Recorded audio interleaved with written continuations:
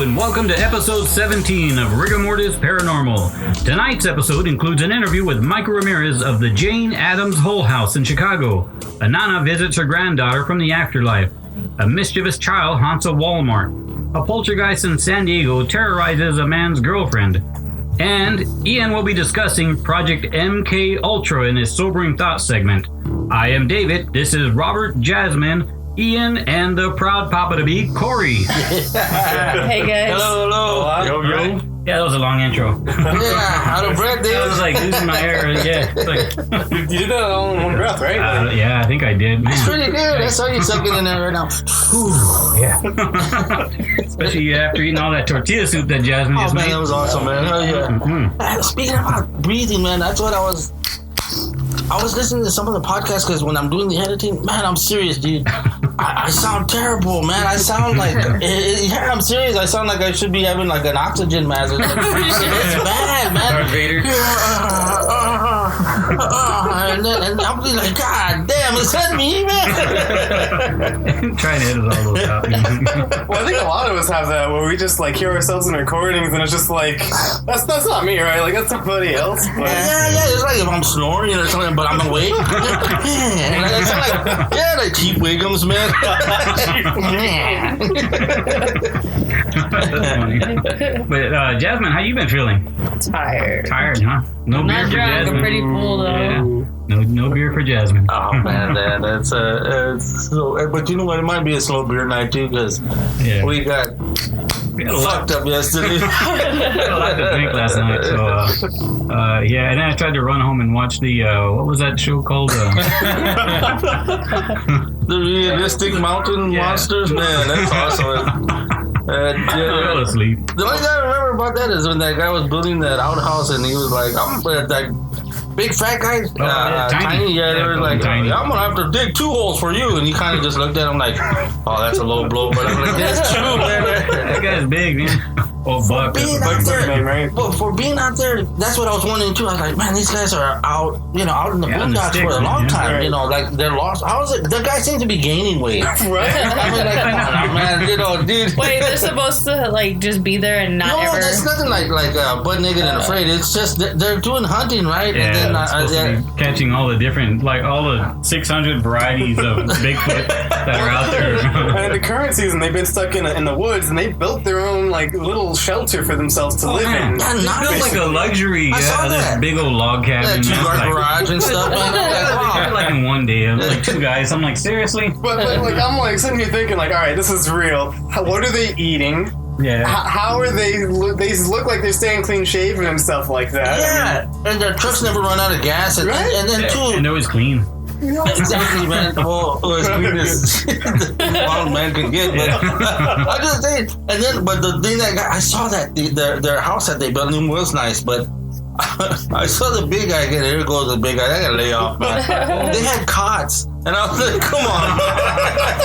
Yeah, that guy ain't gonna fit in the cot. Yeah, he just had the bed of the truck. I'll just sit back here, guys. Lay back here.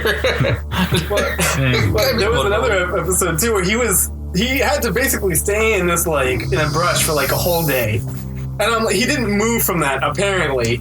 I was like, what did he eat? What did he eat? Like, Well, you saw a carcass of a deer laying about the next day. The horns. He's trying to eat the horns, dude. Trying to claim it was a ghost or a monster. That wasn't me. oh, that was them Bigfoots. But I'm tiny, damn it. What are we supposed to do with these hooves? You can't. Yeah, you can. Let me show you. Have you ever heard of hoof soup?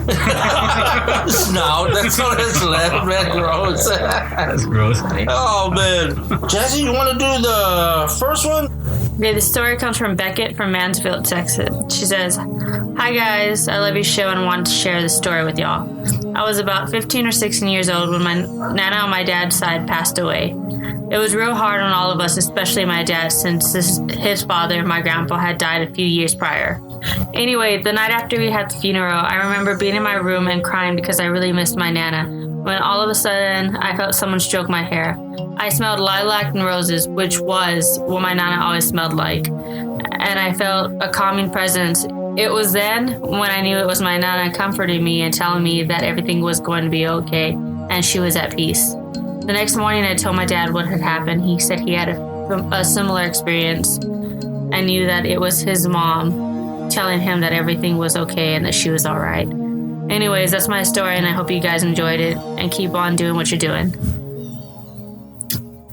Yeah, that's kind of nice. We've been getting a lot of those, right? A lot of and grandfathers and grandmothers and grandparents. Yeah. That we've been getting a lot of. They're coming back just to make sure that they know that they're all good. That's such like a grandma thing to do, right? Or such like a I don't know. Like I feel like. It was kind of cool, but the only thing I don't think Grandma would come to me, but I think she would go to somebody and just tell them that she was okay. But that what is lilac? I mean, seriously, I really don't know what that is, and I've heard of that. Flower, is it? Flower, yeah. Is it? So I guess what they do is they extract it and turn it into a scent, I guess. Or Really? or, yeah. Okay, yeah. Y'all know me. It's Y'all. like a purple flower, right? Yeah, that's what I thought.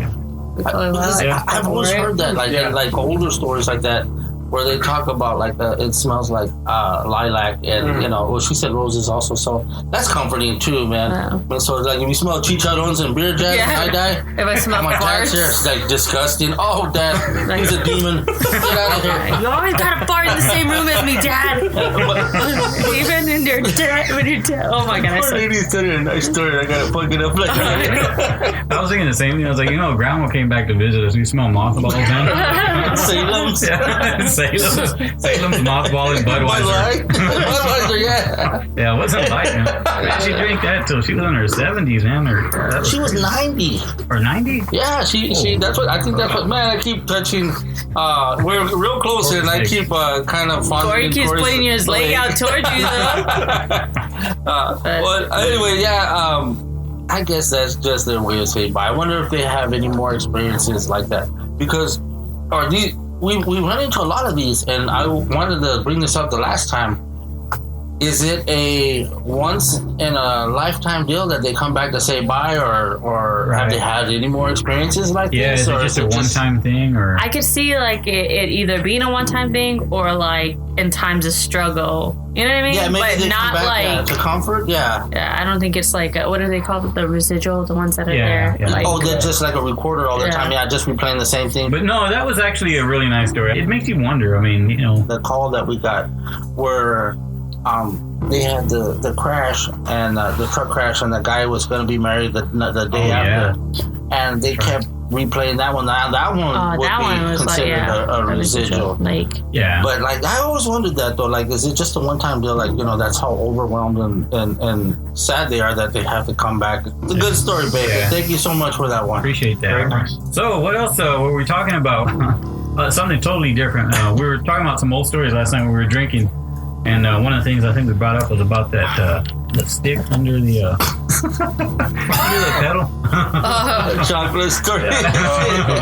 Another chocolate story. That's how mean we were. We haven't talked about chocolate in a while, man. Yeah. Here's another chocolate story. It's our big friend that we used to have if y'all had listened to us, his mom left a foothold on the upstairs where her foot came through the second story. Man, Kory, we were always mean with him, dude.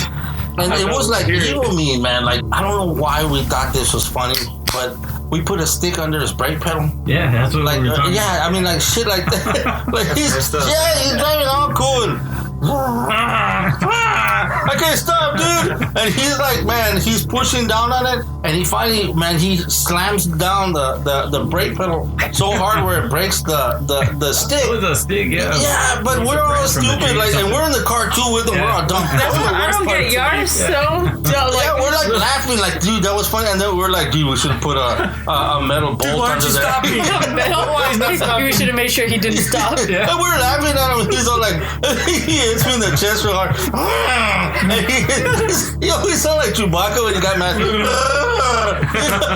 Wasn't he coming up to a red light too? That's why he was trying to stop? Yeah. In a four-way intersection. Y'all didn't get scared. We're like dumbasses, and then it just dawned on us like, dude, we could have got killed too, man. I think we did tell him at the last second. We're like, oh, kick it, the brake, kick it up. And then he snapped, and then after that, he just slammed his foot down and broke it. But I remember after that, we still did it, but we would put under the gas pedal. We were like, we should be putting under the gas pedal, not the brake, but the gas pedal. We're like, oh, okay. Man, it's crazy. You see him driving away sometimes. He's just like going like 5 miles an hour. He would jerk when he would go, you sons of bitches! He would be saying when he's driving out. You can see him shooting the fingers as he's driving away. As soon as he picks up speed. The worst one, man, is the worst one?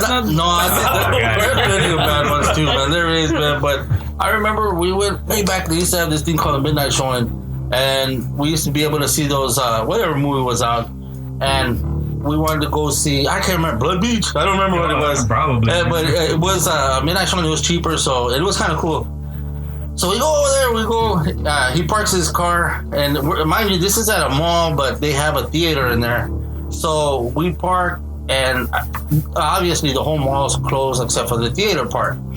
So we go in and we watch whatever movie it was. We come out and we're looking around. We're like, dude, where'd you park your car, man? It's like, dude, it's supposed to be right there.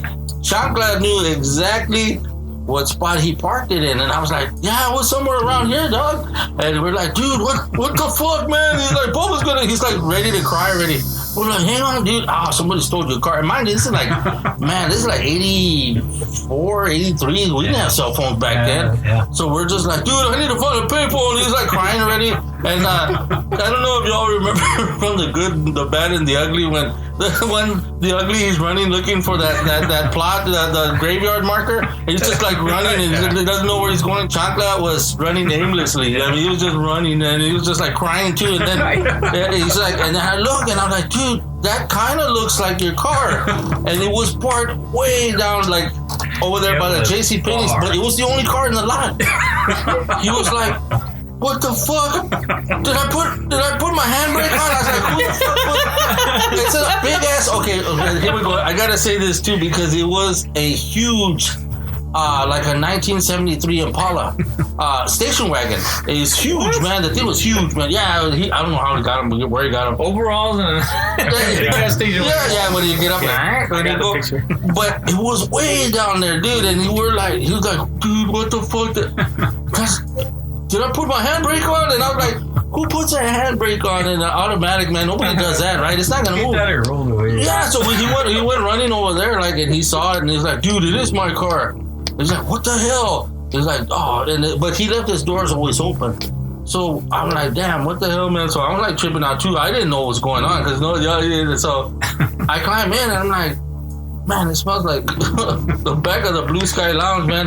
Like a back of a beer joint. It smells like piss. Like heavy piss. And I'm like, dude, what the hell? And then he's like sitting there all cool and he's fat and he finally feels it right away. Dude, something's wet I'm sitting on. And he gets up, dude, and he's like, dude, somebody pissed in my car. He gets up and he's got like a rowdy wet like butterfly pattern on his ass. So he just gets up and he just gets, I don't know where he always had shit. He had like towels. So he put it down and he's driving. He goes,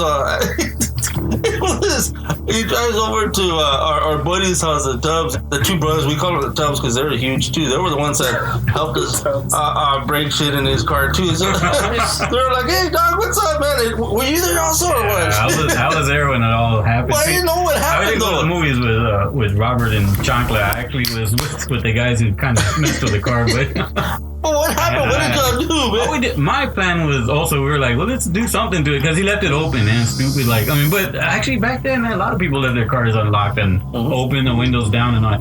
But so we're like, whatever, screw it. Let's just, the only thing we could think of was to move it. So we're like, man, let's move it. We moved it a little bit far, and I was like, man, you know what? I was like, the heck with it, let's move it further. Let's really make sure it stands out. So maybe like, I don't know what, 2 city blocks down. I mean, this is about how far it was. I mean, it was like far. So we just pushed it all the way over there. But that was, and then one of the guys was like, hey, hold on, this will be funny. And next thing you know, it's like, he's watering the driver's seat. And I'm like, I don't think you ever found out about that. I'm glad, man. He was like telling me, hey, man, you wouldn't believe this, man.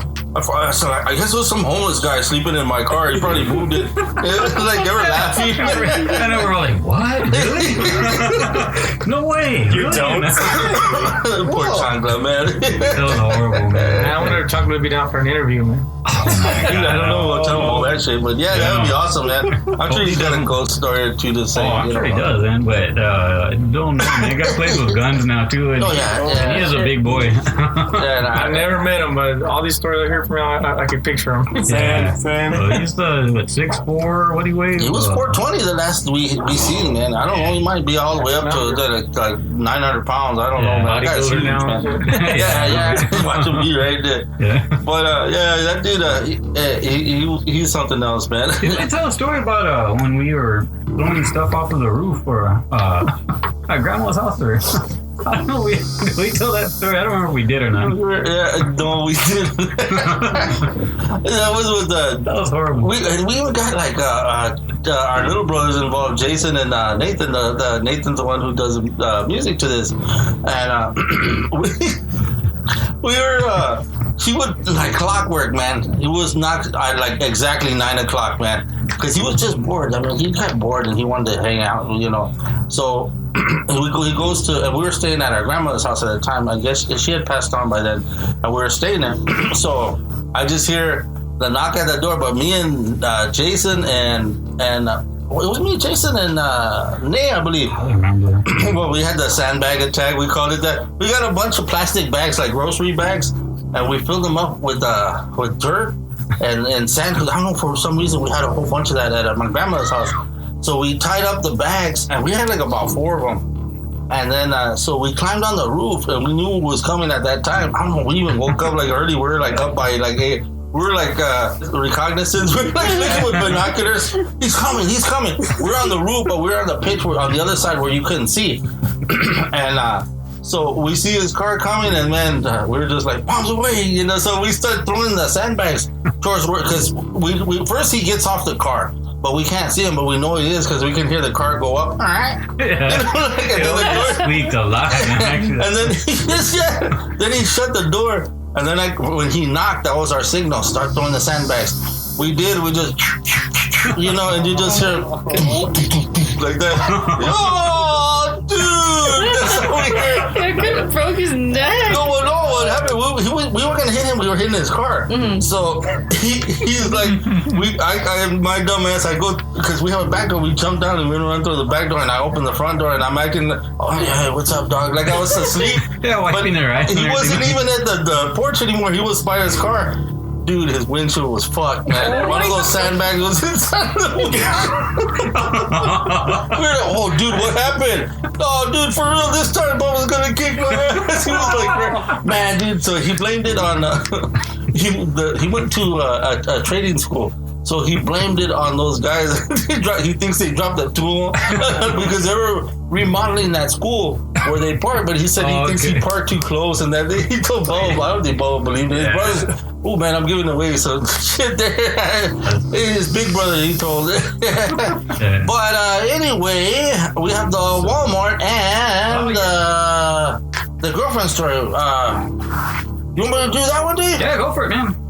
Do it, man. You want me to do the girlfriend story? Or the Walmart? It's up to you. I have the Walmart queued up. Go for it. Okie dokie. It's all yours. Me. Dude, I couldn't even get up. You saw that fat guy trying to get close to the mic? This one comes to us from a lady named Josie. And she's out of Schertz, Texas. Well, that's not too far from here. Okay, the story goes, hey guys, my name is Josie and I want to tell you about a haunted Walmart I work at. I've been working in the bakery department for around 4 years now. Well, almost immediately things started happening. I arrived at work at 5 a.m. It's me and another lady named Juanita who's been here around 6 years. We are the only ones here in the bakery department at this time, no one else. The first strange experience I had was when one morning I was preparing the cake display when someone tapped me on my back. I turned around thinking Juanita was behind me, but no one was there. Juanita was on the other side of the cake display. I asked her if she tapped me on the back. She said, no, it's just our bakery ghost. That's what Juanita called it, the bakery ghost. She said she thinks it's a ghost of a child, but it's not here to scare us. He just wants to play. Another time, I was alone in the bakery. Juanita was running late, and I was moving a stack of folded boxes when I bumped into the corner and spilled my cup of coffee. I set the cake boxes down for a second and turned my attention to cleaning up this mess I made. When I turned back to get the stack of boxes, they were gone. Thinking Juanita was here and moved them for me, I called out to her and said, "Thank you," but I didn't get a reply. I went to the storage room to see if Juanita arrived. She wasn't here yet, but the folded boxes were in the middle of the floor in the storage room. This freaked me out because I was the only one in the bakery at the time. Things were always disappearing and reappearing in the strangest places. One day, when we arrived at work, Juanita pulled a little toy car out of her purse and placed it on the counter and said, "Something for our bakery ghost to play with." Then we went on with our daily routine. About the time we were about to open the bakery, something caught my eye on the counter. It was a toy car. It started to move forward slowly. I called Juanita and said, "Look." The car moved a little further and stopped. It didn't move for like a minute. Then it moved forward again until it rolled off the counter. We just looked at each other and left the car on the floor. A really strange thing happened that really scared me. One day we were closing the bakery and cleaning up.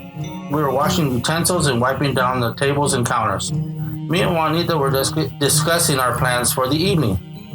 Then I heard Juanita say, "Oh my God." She was staring right behind me. I turned around and saw one of the cake pans hovering in the air. It stayed in the air for a few seconds, then dropped straight to the ground. Juanita took off running into the main store. Things are still strange here, but our bakery ghost is just having fun. I have a few more ghost stories that I'll send in later. Thank you guys. Love y'all. Man, that's pretty crazy, man. That's cool. It sounds like it was a child, right? Yeah. That's what they made it out to sound like, right? Yeah, toy car and maybe a chunky little kid because the cake. They made it around the bakery. But the cakes were disappearing? The cake pans. At the end, they had that cake pan that was hovering in the air, and I guess that was the last straw for Juanita because she started hauling ass. I wonder if she still works there. I know, Yeah. right? I was gonna say that, like, that's always the worst part when you're dealing with a haunting or ghost or anything, even anything remotely scary, is when somebody looks right behind you and says, "Oh my God." Yeah, I was like, what am I missing? Yeah, you just squint. The first thing you do is put your hands like over your head and just squint your eyes like, "Ow!" You know. Yeah, that's a good sign. Okay, now when she was talking about the haunted Walmart, I've read a couple of them that they have like two, and they're really not that big. One here in Texas, but it's closer towards, it's down heading south, way south, almost heading towards Mexico. I can't remember the name of that place. Damn it, I wish I could. I'm sorry. But they said they have a lady in white that wanders the apartments there inside of the Walmart. But the one that I thought was, I think was San Jose, California. A Walmart haunted by a kid. They said that they see his shadow. What happened was the kid was stuck in the elevator with some friends. So he climbed out through the trapdoor and it started moving and he got crushed. Oh. Yeah, so they were saying, and that happened. Wait, so he was playing on the elevator there? Or is it like a two-story one? They were saying that he may have got that from a movie, you know, like, hey, when the elevator gets stuck, you know, we can climb out through the hatch door. And he said when he did that, I don't know what he was trying to do, but it started moving. And I guess he didn't jump back down in the hole fast enough, but he got crushed. That's all it says. I don't know if it was a counterweights or what it was. I was going to ask, like, what makes somebody want to hunt a Walmart? But I guess if you die there, then... Or either they shut that elevator down. I think that's what it was. But they have elevators there, but that particular one, that it doesn't go up to some sort of floor or something like that. I guess it's more than one floor. I gotta read it again. I'm so sorry. I'm really tearing this one up. But Well, I have a friend from San Jose, California. Maybe you could ask her about it. They have, I guess, references on this too. You can go back and look. Oh, wow. I think I did, as a matter of fact. So it is true what happened. That's crazy. Every time I look up anything about Walmart, all you find is the way people dress or stuff like that. I mean, the crazy shit that happens. Walmart When they're people. stealing or just that's always crazy. stuff. They're Yeah. not wearing pants or some shit. Yeah. Oh man, this is the worst, man. It's not like a sexy bitch either. It's like some 500. Oh, that's Or sexy like to an me, old but I mean, guy that's like cross-dressing. oh yeah, terrible. Yeah, Anyways. But Many of them going up though, man. You got Walmart every month going up somewhere. And that's true too. The small ones. That's true. But I wonder if there's any other haunted. But this Walmarts one around. seems like like playful, but like also like I don't know, like helpful. Like thanks for taking the boxes for me, making my job easier. I mean, But that was a good. Thanks, Josie, for that one. That was a really good one. Thank you. All right, let's go ahead and shift gears here for a little bit from the ghostly tales, and you know what? Let's talk about let's do the sobering thoughts. I guess Ian's little section here. Yeah. Yeah, as we're popping open some beers here, Sorry. we're gonna be talking about getting sober here. Yeah, I guess this is kind of like a little challenge here. They're popping open the beers. I'm trying to sober them up. Let's see who wins out. See how good you are. Let's see if I can get something sobered up here. Somebody. So what I'm going to be talking about today is Project MKUltra, which is a project funded by the CIA, initially starting back in the 1950s. Also known as the CIA's mind control program. So what they did was they were like experiments that they performed on humans to identify and develop drugs and procedures that could be used in interrogations and torture in order to weaken the individuals and force confessions through mind control. So it was officially sanctioned in 1953, but it was eventually reduced in scope by 1967 and officially was ended in 1973. A lot of people didn't like it when they heard about this because there was a lot of illegal activities that were carried out. Legal or illegal? Illegal. Oh, very illegal. That's by the government. Yeah. Exactly. So they were used a lot of unwitting U.S. and Canadian citizens as test subjects. People that they didn't know they were being tested on. They weren't aware of it. I'm sure a lot of them were forced or coerced into it. And so the project used several methods to manipulate mental states and brain functions, including the use of drugs, especially LSD, and other chemicals, hypnosis, sensory deprivation, isolation, verbal and sexual abuse, as well as other forms of psychological torture. Which, that's crazy that a government would be doing that to their own people. Yeah. But all of that, Well, the American government, too. especially the American government, we You like just to don't- think our government, it protects us, is going to take care of us. But then they sanction all this horrible stuff. I'm curious how the verbal abuse, how they were trying to make You that ain't work. nothing. You ain't never gonna be nothing. I kind of see the other stuff kind of working for that, but how would that affect the mental state for mind control or whatever? But anyways, going on into the background though, the CIA operated 80 institutions with this. So there were 44 colleges and universities, hospitals, prisons, and pharmaceutical companies. All of these places are used as, front organizations. The U.S. Supreme Court noted in a case between the CIA, it was CIA versus Sims, back in 1985, where they said MKUltra was concerned with, and this is a quote, concerned with the research and development of chemical, biological, and radiological materials capable of employment in clandestine operations to control human behavior. Which, by my understanding, is basically saying that they were, I feel like, trying to justify this by saying, we're researching ways that people can do this so we can counteract it. That's how I interpreted it, but I could be wrong. Kind of sounds like kind it. of like just being like, we didn't want to actually control people with this. We wanted to be prepared for this Get stuff. ahead of the game. That's just an sounds like explanation. trying to say they're paranoid. And Yeah, they're trying to cover their rears. Yeah, that's what it is. They don't mean it, but they're just trying to pull the wool over our eyes. Yeah. Oh, okay, go ahead. Right? Well, in that Doing case, Yeah, I believe you. oh, you're just using it for Scot-free. self-defense. Okay. Right. But the crazy part, though, is that the project consisted of 149 sub-projects, which the agency contracted out to various universities, research foundations, and similar institutions. So they didn't coerce any of these organizations to take part. They were contracted out to them. So like I said earlier, about 80 institutions were involved. About 185 private researchers were involved. Actually, MKUltra was funded indirectly, so the CIA did not have any known influence there. People didn't know they were working with the CIA for this stuff. So there was no coercion there, no like pushing or no, just. Yeah. I understand. Maybe they didn't know where the funding was coming from. Right. But to me, it was like, one, that the government would actually fund something like this, and two, that there were colleges, hospitals, all kinds of organizations that would actually participate in this willingly, Yeah, that's crazy. It's just like, I'm not surprised. Yeah, I know, right? That to me was like what was kind of like scary reading through all this, like, all these places that are supposed to be helping people, grow, learn, get better. They were participating in this stuff that was pretty harmful to them. Yeah, no kidding. Because I was wondering the whole time, like, well, how did this come to public? Come to light in the public? You think that's something they'd really try to cover up? Apparently, it first came to public attention in 1975 by the Church Committee of the U.S. Congress and Gerald Ford Commission to investigate CIA activities within the United States. So there was this whole, right around the time that MKUltra was stopped, it was right around the same time Watergate broke out, and also one of my favorite desserts. There you go.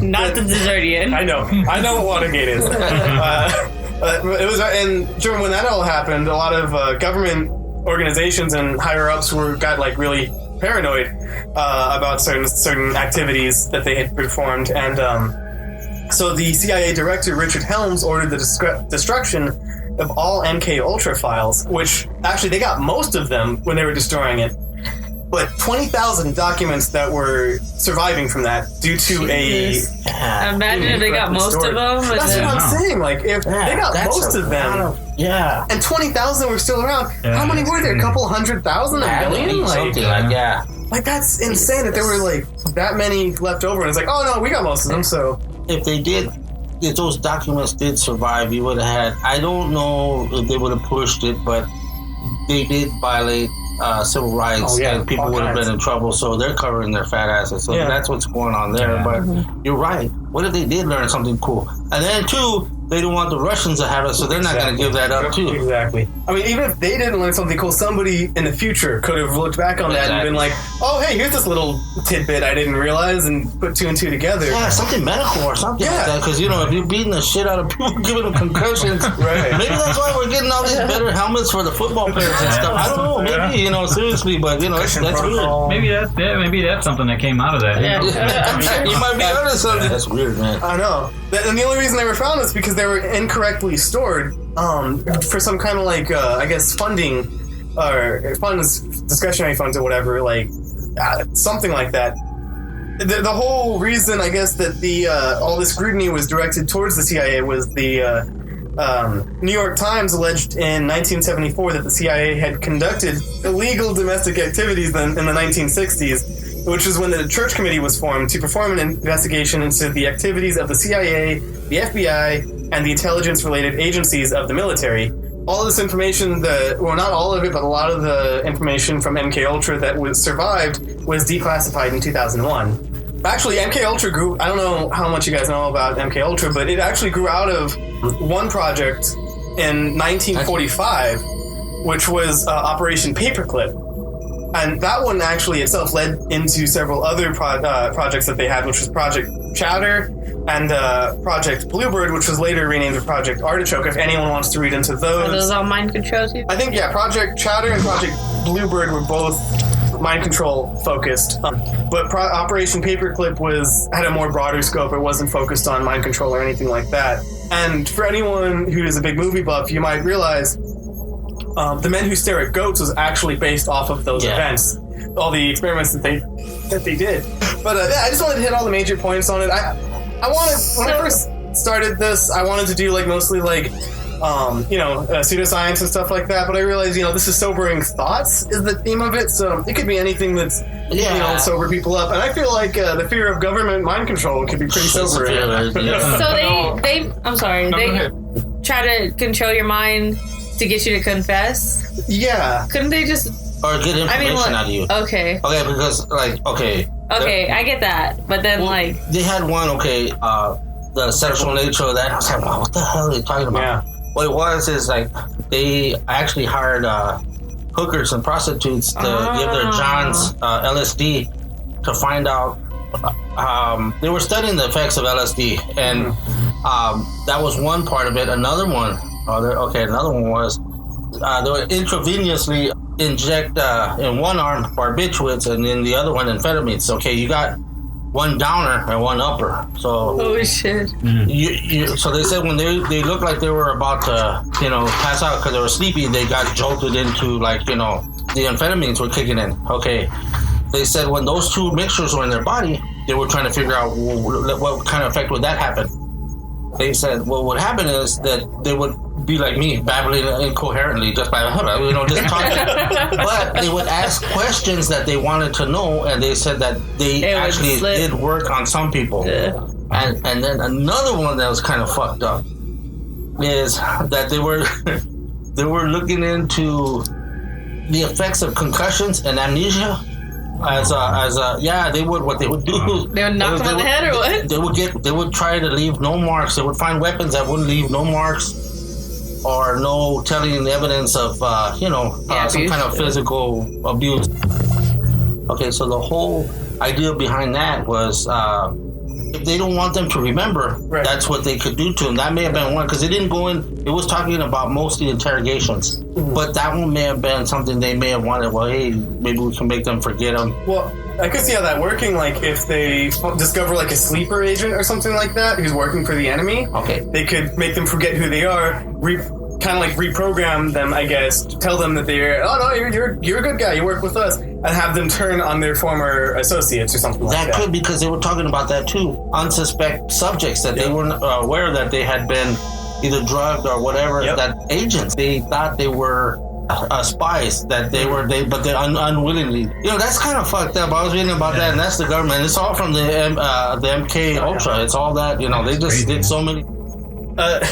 Apparently, Lawrence Teeter, who is the attorney for convicted assassin Sirhan, believed that Sirhan was under the influence of hypnosis when he fired his weapon at Robert F. Kennedy in 1968. Yeah.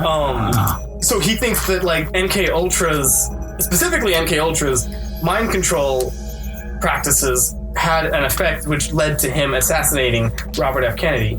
So that's just a little interesting thing that I saw. Yeah, that's crazy.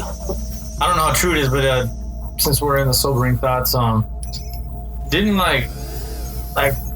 it might be off subject, but it has to do with the government. Didn't they back in the Prohibition era poison alcohol to get people to stop drinking and stuff? Yeah. Right? They did. They tried to throw it. They didn't mean to kill them, but they actually wound up killing them. They killed a lot of people, right? Yeah, they did. It was almost like something that went into antifreeze or something like that. Yeah, that is true. That did happen. Yeah. And then, it's weird, man. But it was some way to sober someone. Why did they try to poison them? Yeah, that's sober for sure. Yeah, they wanted them to get sick and not want it no more because they thought that's what it was going to do. But they actually either put too much of. I thought it was. I heard something like acetone or something like that. A lot of different stuff that you shouldn't be consuming. That's what I see on the women on Snap. So don't fuck around, Kory. No, the women on Snap, that's how they kill their husbands all the time with antifreeze. Well, that's you'd think. But they don't get busted because they made the dumbass. They leave the antifreeze in their house or something. $1 million policy. Right, and about 2 days later, I was like, he's dead. Where's my money? I'm so sad. Poor him. Can I get that money now? Yeah. Except for they kill people. Yeah, you're thinking about in the 20s too, man. Anything went, so shit. They marry a young guy after. I'd rather just have them control my mind and tell me not to drink alcohol than have them poison my alcohol. Isn't that alcohol kind of controlling us sometimes? True. Right? All right. I think it's beer time. Hold on. Let's take a little break here. That's every time after Ian's what you Damn it, I'm sober now. I need a beer. Yeah, I need 2 beers now. My hiccups are gone. We're going to take a second. We'll be right back.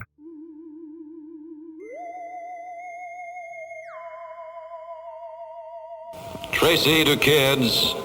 Tracy to kids. Come in, kids. Come in, kids. It's here at last, the new Dick Tracy two-way wrist radio that keeps you in constant touch with your buddies. Easy to work. Up antenna, switch on, press talk button, and you broadcast from room to room and even house to house. No wires needed, yet voices travel back and forth. radio on the open road from one bike to another, or when out hiking. Dad, I found a bear's cave. Be right down, son. Powerful, fully transistorized Dick Tracy two-way wrist radio is a real electronic instrument. Make sure all the fellows get their A-OK Dick Tracy wrist radio so they can keep in touch. Over and out. The one and only Dick Tracy wrist radio, wherever American toys are sold. But yeah, let's shift gears, get back to some of the stories here again. We've got another story here from, this is the one about the poltergeist, the guy out of San Diego. Really cool story. So anyhow, here we go. I'll go ahead and read that one. Hello guys, I wanted to share a couple of stories that happened to me and my girlfriend over the years. When I was first dating my girlfriend, she told me she lived in a haunted house. She said that the lights in her house would turn off and on by themselves and you would hear knocking and banging on the walls at any given time, but they could never pinpoint where it was coming from and who was doing it. One day when I went to go visit her, we were watching TV when we heard banging and slamming noises coming from the kitchen. We were the only ones there, so we kind of got nervous that someone else was in the house. We both snuck up to see what was going on in the kitchen. We looked in and saw the cabinet doors and pantry doors opening and closing by themselves. Then the drawer with the spoons and forks opened, and the spoons and forks started flying out of the drawer. It looked like they were being scooped up and thrown on the floor by an unseen force. My girlfriend screamed, and we hightailed it out of the house. Another time, while I was walking to my girlfriend's house at night, I noticed there was someone behind the tree in her front yard. As I got closer, whatever was behind that tree had horns on its head and was black, like a dark shadow, and it was looking at me. I got so scared because it was moving its head to watch me, but hid the rest of its body behind the tree. My only thought was it was the devil himself. I said, "Please God, help me," and went towards the tree. As I got closer to the tree, the head of the devil thing hid behind the tree.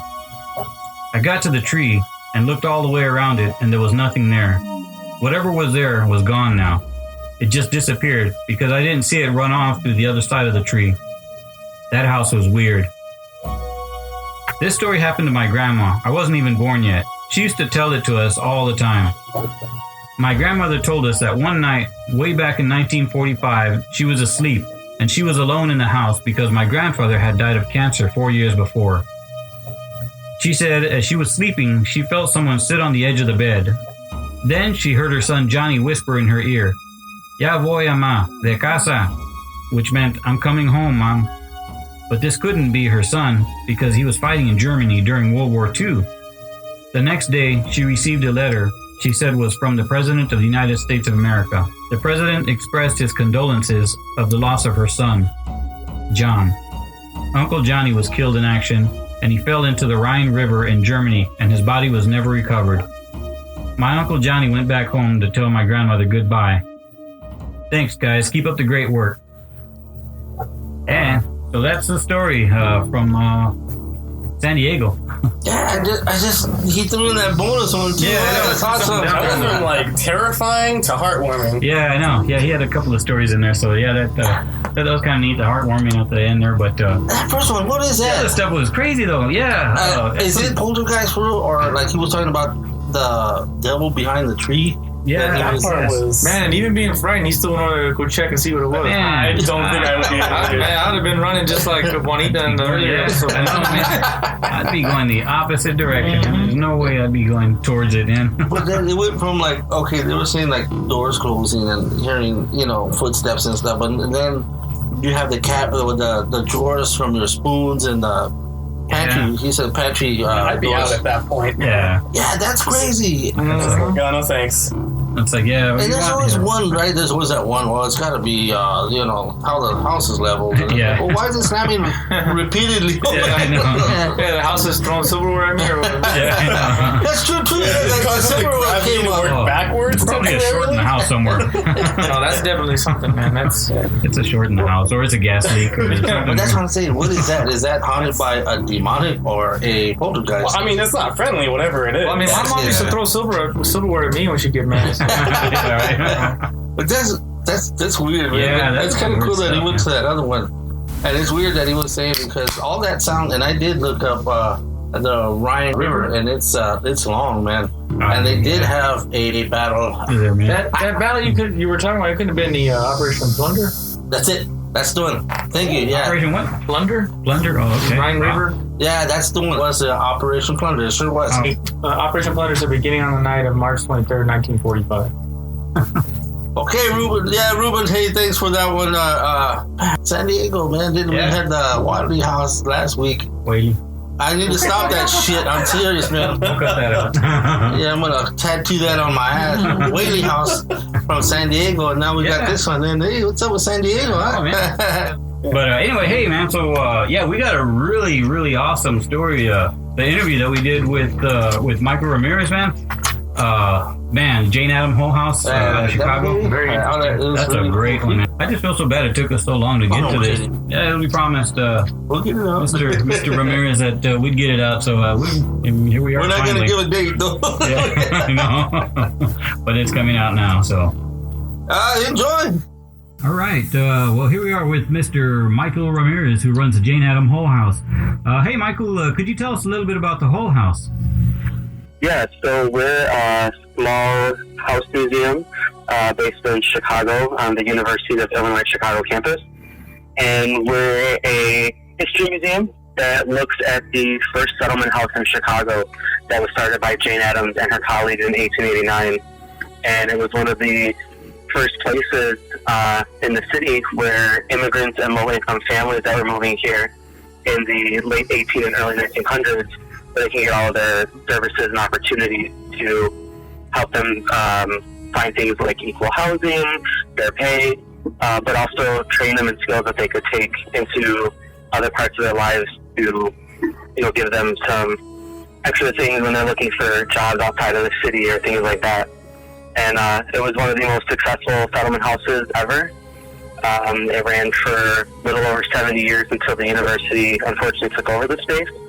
But we're that memorial to the work that Adams and her colleagues were doing, and we service about 12 to 13,000 people a year, which includes walk-in visitors and scheduled tour groups. And even after the university took over the space, they continued services in about 30 locations throughout Chicago under a new name called the Hull House Association. But unfortunately, about 4 years ago, they lost funding and had to shut their doors.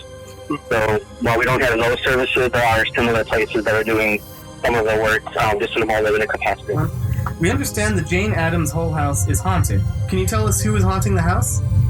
Yeah, definitely. It is one of the more popular aspects that people come into the museum asking about, especially during like Halloween time. But a lot of people are like, maybe they're haunted, maybe they're not, but I would say yes, we are.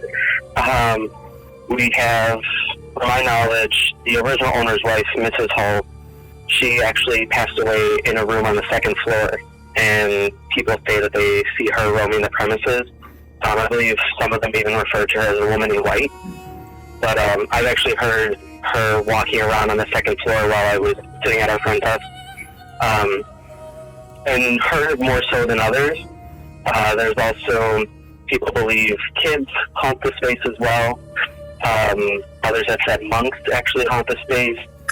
We even recently just heard that our courtyard used to be an Indian burial ground, which I'm not too sure if that's accurate or not, but people come up with stuff all the time, but who knows if that one's true. But the most famous kind of haunting of Hull House is the Devil Baby story, if you all have ever heard of that. It's the most famous story of Hull House, and it was the late 1800s.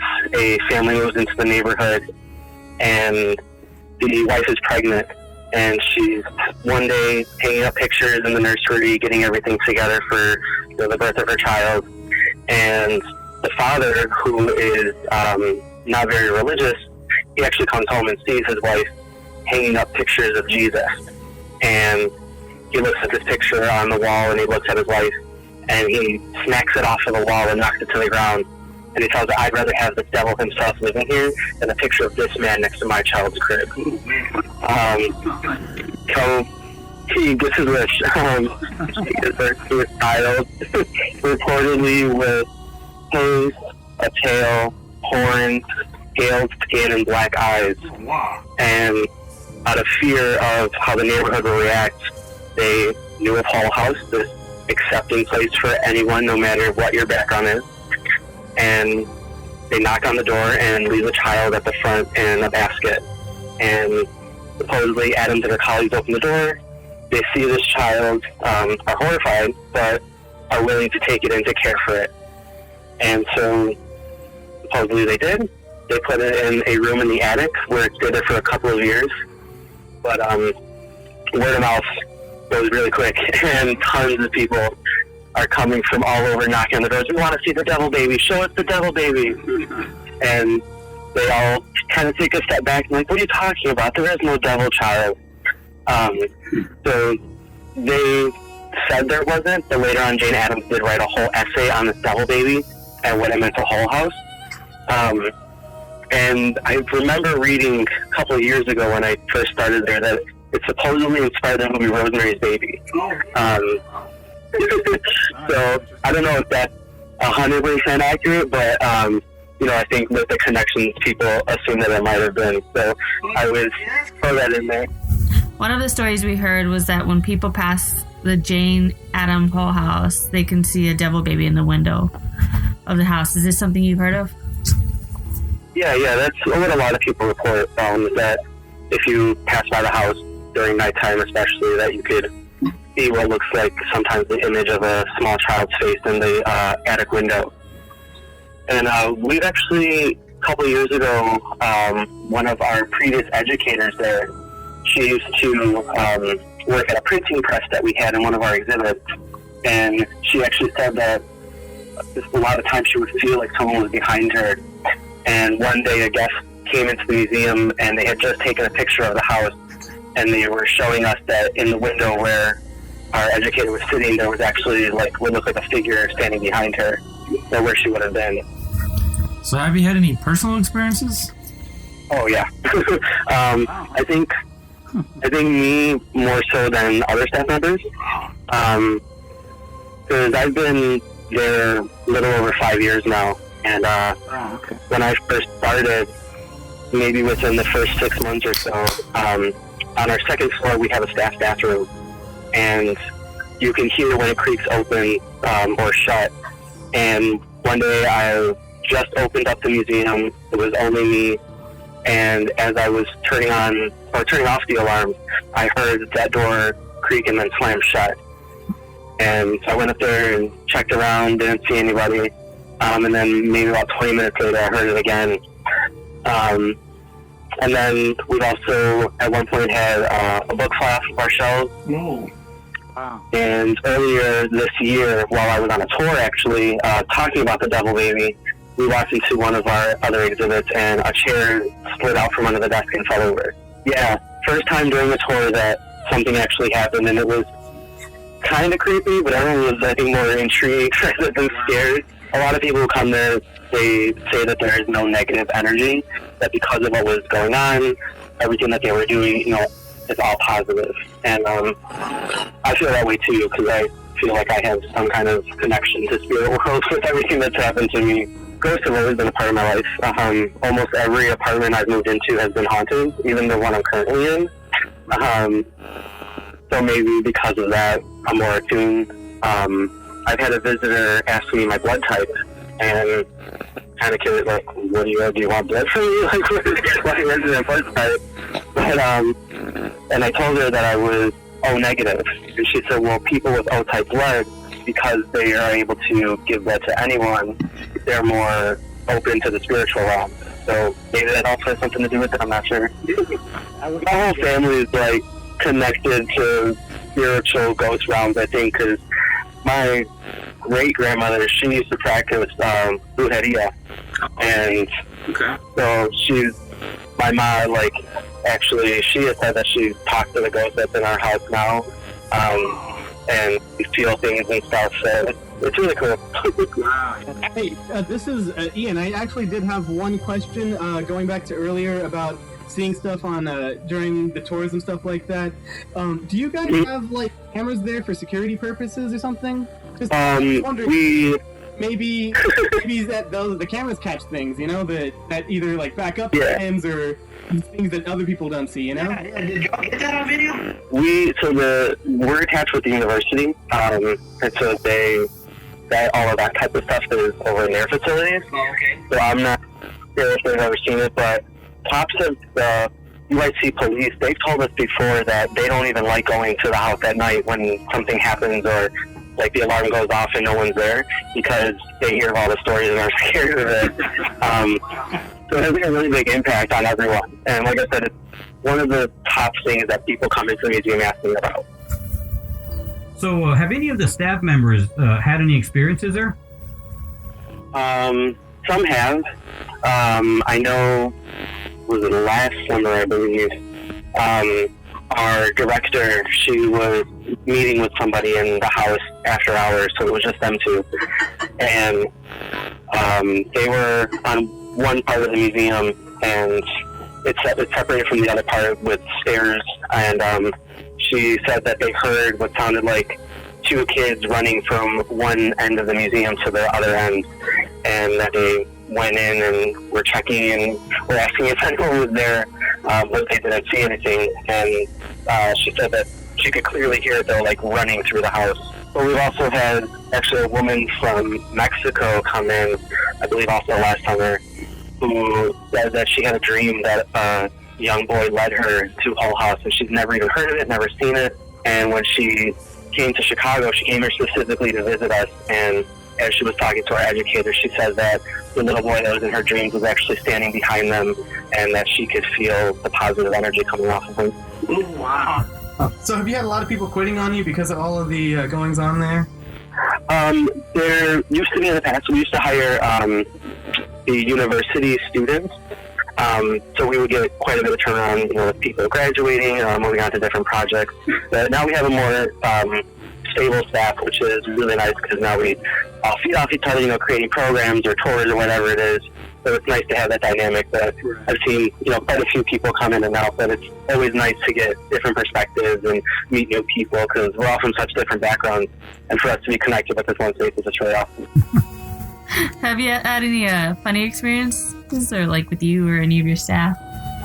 Not really. Nothing funny. I think the only thing is sometimes the phone will just randomly go staticky, and then everyone's like, "Oh, it must be the ghost." Like, it's just the thing that we brush off.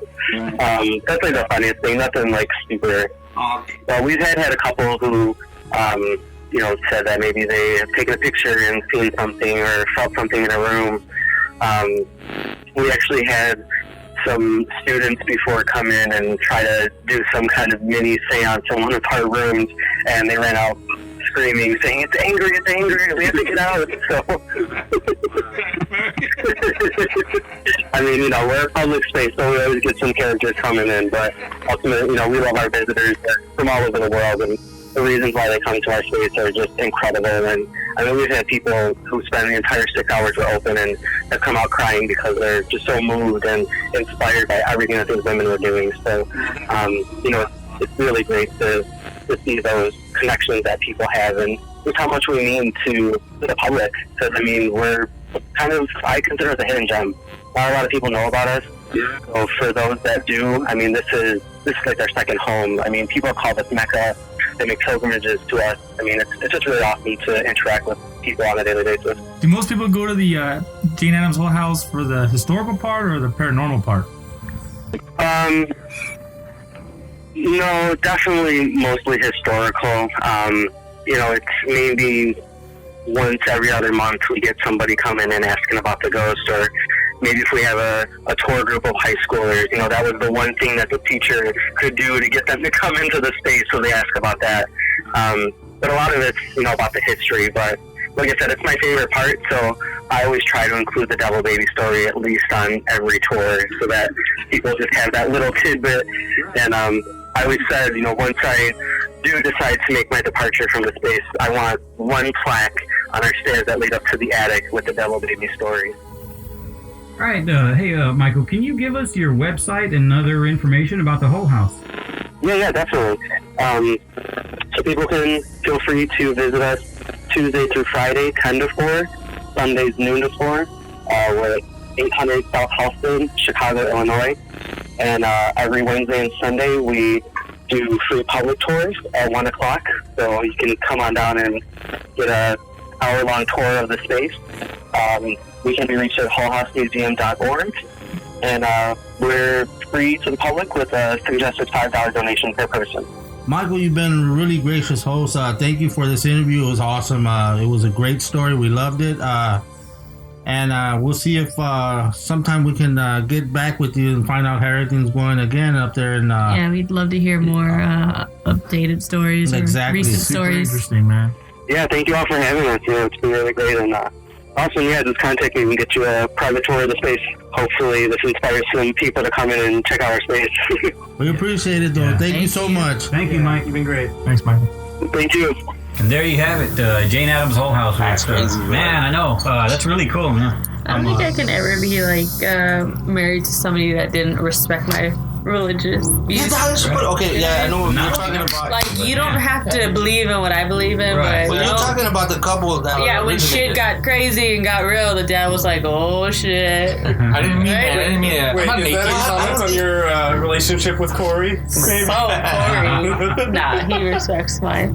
you're talking about The devil baby. well, yeah, but how did that come about? Well, Because he didn't want the hangings, the religious hangings in the nursery. he was He bit his fucking tongue, right? it was a stupid ass, right? He probably didn't even he probably didn't even admit to it too, right? Like, well, that's got to be something totally different, Martha. That ain't my He fault. probably slept with an alien. That didn't happen in the Jane Addams Whole House. They just wound up giving the baby to To the Jane Addams. yeah, they had to raise it. So Like, how do you explain that? Like, here's my red baby, my skelly baby. what the hell? They always do Why that, was right? with a fish? I'm sorry, man. Fangs. But yeah, they said that it had scaly skin and a tail, horns, black eyes. I mean, the whole 9 yards, man. I mean, hooves. so that's weird, man. I mean, and then too, that's when we were talking. We asked about them still seeing it to this day in the window. That's crazy, man. Yeah, that's awesome, man. Yeah, that is really cool. That should serve as a lesson, though. Like, man, you disrespect someone's religion, and you're gonna get it from that. Yeah, Don't matter which one it is, you're gonna get wrecked. Didn't it inspire the movie? Was it Rosemary's Baby or? Yeah, that's what he was talking That's about. what he said, right? I thought he said. Sorry, I'm sure the true events was probably that movie was terrible, boy, but. You just offended like the one Rosemary's Baby fan. They're just gonna go off on it. My mom would be a lot more Rosemary's viewings and Rosemary's Baby's viewings. Oh, that's good. Yeah, that's true too. Y'all gotta see it really because it is very. To me, I think it was terrible. Everybody else, but I mean, what do I know, man? I like food shows, man. So. Ain't nothing wrong with that, though. But and then here was another thing, and then we discussed this, Kory, a while back about blood. Yeah. He was talking about him being that they told I've him. heard that before too, actually. Well, was it O negative that he was, and that since he can donate, I didn't know that O negative people could donate to anyone. It makes sense though. I mean, you've donated so much blood, so many different people. You might be connected to these people that pass away in the future or something, you know. That's true. Yeah. I mean, Something related to that, maybe. Yeah, that's true. Resonance. That is true. Yeah, and then too, maybe that's why he does see all that go. But then he said too, like his family was already, kind of like us, and we saw all kinds of crazy stuff and with mom. But he said his grandmother dabbled with brujeria also. So I mean, which is kind of cool, man. I don't know. It's cool and scary at the same time. Yeah. You don't want to screw with this grandmother, man. You offend her. Man, Michael, I hope you didn't call your grandmother and tell her, hey, man, these guys are taking too long with Yeah, no kidding. They're taking too long to put this episode out. Anyway. Could you pull some of that magic off? And then, also, too, the police. yeah, with the police don't like going over there. They said like they know it's haunted. So at night when the alarms are going off or whatever have you, they just like They don't really want to go over there. That's what I thought, though, because somebody could steal from there. But that's what I'm saying. The way I see it, though, is if somebody goes in there and fucks around, they're gonna find out too. Yeah, Well, that's true too. Yeah, if they want to dig around in there, yeah, they're gonna find the devil baby man with a pitchfork in their ass. Man. That's true too. They probably should stay away. That was awesome, man. We gotta do this again. Also, man, get some updates on this guy also because it was awesome. I love this story. Because we've had this story for a while, so I'm sure there's not take several months next time. Yeah, he's like, I don't know, man. I don't know. We'll see. I might be working somewhere else in 2 or 3 years, man. I'm like, yeah, they told me it was coming out in January, and here we are in June. Yeah, we did. We told him in January. It's like, I'm serious. So you had to get in touch with him and tell him. I gotta let him know, man. We will, but he's gonna be like, yeah, whatever. Yeah, probably blow us off, man. Yeah, so Michael, we're gonna be getting. Yeah, we are sorry. But yeah, thanks again, Michael. That was a great story. We appreciate it.